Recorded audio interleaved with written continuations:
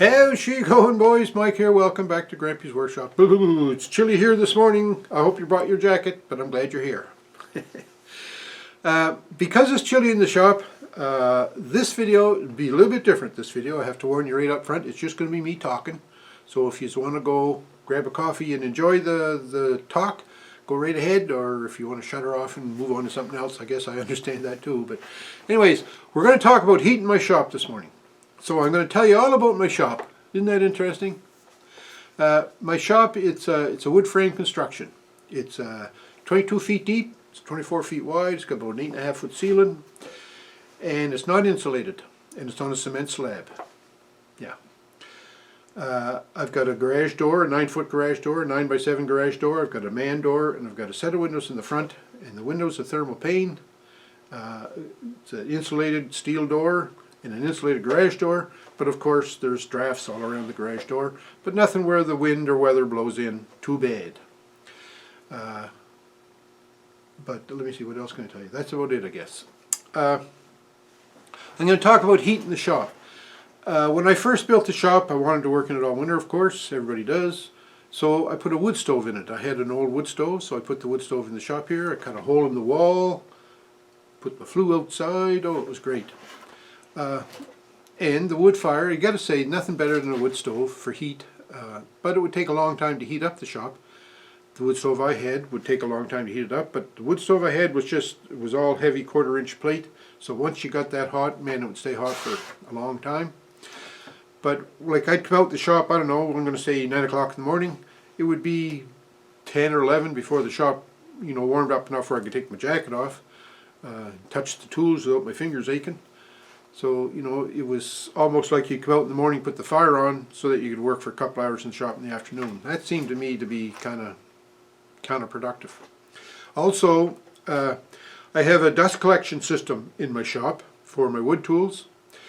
And I'd find when I was out here in the shop, I'd have a fire going in the stove, and I'd be working on my saw, and I'd be cutting, and I'd have the central dust collection system running, and my central dust collection system is mounted outside of the shop itself. It's mounted in a little shed I have here on the side of the building, so it doesn't exhaust. What it does is it draws air out of the shop with the dust. So while I was sawing, it would draw the smoke back down the flue and fill the shop with smoke, and then it would take like 20 minutes for the smoke to clear so I could see what I'm going to do next. So yeah, that didn't work.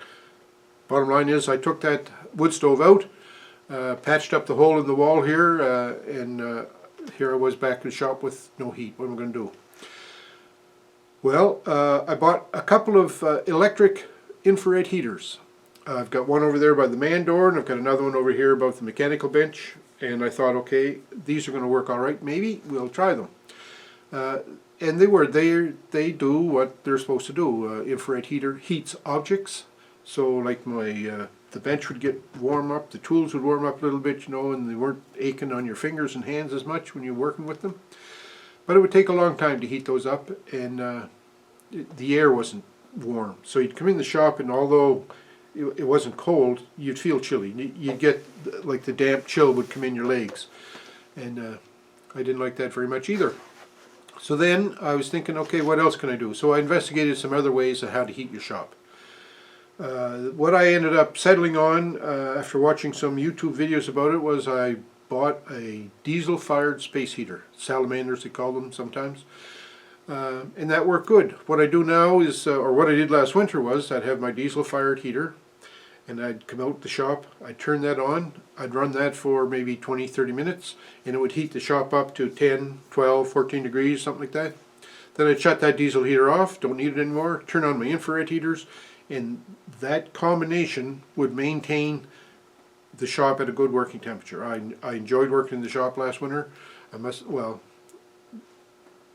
enjoyed working in the shop last winter by running the diesel heater for that 20-30 minutes and then using the infrared heaters afterwards. Worked good. However, like everything, for every solution there is a problem, right? Because the shop's not insulated, I've got house wrap on it all the way around and then sheathing on the outside. So it's not drafty, but the outside walls are cold. So the warm air from my diesel space heater would meet these cold walls, and you know what happens? Condensation. And I meant I mean with a capital C. I had lots of condensation. I'd have puddles on the floor. It was, I was amazed really, but not in a good way. Another thing about condensation is it tends to form mold, and nobody wants to have mold in your shop. Like I've had enough things get musty in here as it is now, so I don't want to add to that situation. So then I said, well, how can I use a diesel-fired space heater to heat my shop and deal with the condensation issues?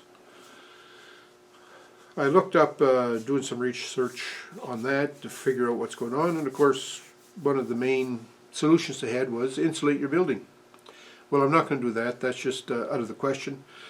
I'm not in a position to insulate right now, or I can't see it in the future. So what else can be done? Well, one of the solutions I stumbled upon was put in an exhaust fan. The idea being there is that it's going to exhaust the moist, heavy air outside the building and, you know, reduce the condensation. Not eliminate it, but reduce it. So I thought, all right, maybe that's not a bad idea. But then I thought, geez, I'm heating up this air. Now I'm going to blow it all out of the shop. Like, that doesn't make much sense to me. But anyways, the more you look at that and the more you read about it, yeah, you're taking the hot air out, but, you know, you're also taking the moisture out. So I guess, you know, that's the trade-off you have to make. So I thought, all right, if I do that, if I were to install an exhaust fan, or a ventilating fan, then I'd maybe have to run my diesel heater longer and more often. So I decided that, yeah, I'm going to try it and just see what happens. So this video is an introduction to a series of videos, or a progression of videos that I'm going to do about heating my shop over this winter. So there's going to be a couple of editions of this, just updates on what's going on, you know, as far as the heat goes, as far as the condensation goes, because what I'm going to do is I'm going to install a ventilation fan. So where am I going to install that ventilation fan? Well, I did a lot of thinking about that too, and I thought if I install the vent fan as far away from the heat source as I can, then that warm air would be in the shop for a longer period of time before I evacuate it out. So I put my diesel heater away in that far corner of the shop, so I thought if I put the vent fan on this wall, it would work not too bad, because then, you know, the whole shop would get heated before I would exhaust it out of the building. Another thought I had was if I put a ventilator fan, and by the way, I did already buy a fan, and the fan I bought has got louvers on it, aluminum louvers, so when the fan is blowing, these louvers will open up, and when the fan shuts off, the louvers close. But they don't seal, I mean, they just close off. But it's certainly not weather tight. So I thought if I were to install this fan on an outside wall, like say the back wall of the shop here, then when those louvers close, then that opening, which is going to be a significant size, is going to be open to the weather, the rain, the snow, the sleet, you know, whatever. Critters. That's another concern I have. So I don't know that I want to have it on an outside wall. I like to minimize the openings in my shop because there's enough air comes in around the garage door now, and probably the man door is not real airtight either. And because of those openings, I end up with critters in the shop. Like I get mice and moles and shrews, and I get squirrels. The mice and the moles and the shrews are bad enough, but the squirrels, my. I do not like squirrels. They're just nothing but tree rats as far as I'm concerned, and you know, when the Lord made squirrels, he was having a bad day, because they have got to be the worst critter ever in the world.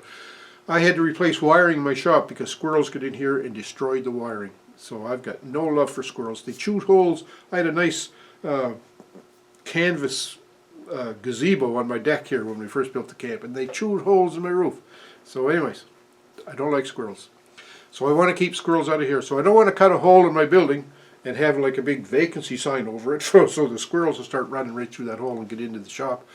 So I'm trying to minimize that. So I was thinking I won't put it to the weather because the reasons I said, it's easy access for critters and weather can get in there too. On the, I'm going to say the north side of my shop here, on the side facing the lake, I put that little shelter, that shed on the side. It's half it is wood storage and half it is just a shed. Put the ATV in there and oils and things like that. So I thought, hey, if I can exhaust the shop air into that shed on the side of the shop here, then those louvers won't be exposed to the weather, because I mean that's weather tight out there, although it's not weatherproof. Like the soffits are all open and everything like that. And it's a wood shed, so there's squirrels out there, so squirrels can still get access to it.